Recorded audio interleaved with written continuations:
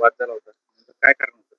आज तरी अंदाजे 11:15 वाजता गाडगे नगर 2% प्लॉट येथे हिना बेकरी त्या ठिकाणी दोन गटामध्ये वाद झालेले.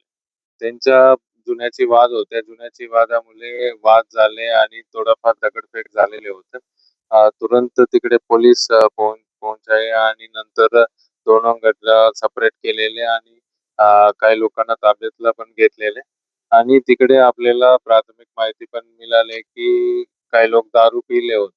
त्या दारूची नशामध्ये पण दगडफेक झालेले आणि आता सध्या पूर्ण एरिया शांतता आहे. आपण पोलीस फिक्स्ड पॉइंट लावलेले, आरसीपी डिप्लॉय केलेले आणि पोलीस पेट्रोलिंग पण चालू आहे. आणि याच्यामध्ये असे मी लोकांना विनंती करतोय की अ, काही rumor वगैरेवर भरोसा ठेवू नका.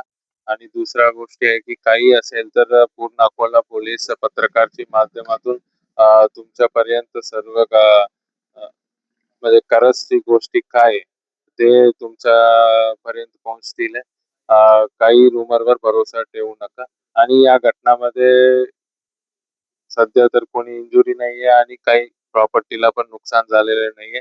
पूर्ण 100% प्लॉट शांत आहे. सर, या दगडफेकमध्ये काही वाहनांचे काच फोडले होते. एक पोलीस सुद्धा जखमी झाला होता. याची प्राथमिक माहिती समोर नाही, नाही. काही नाही.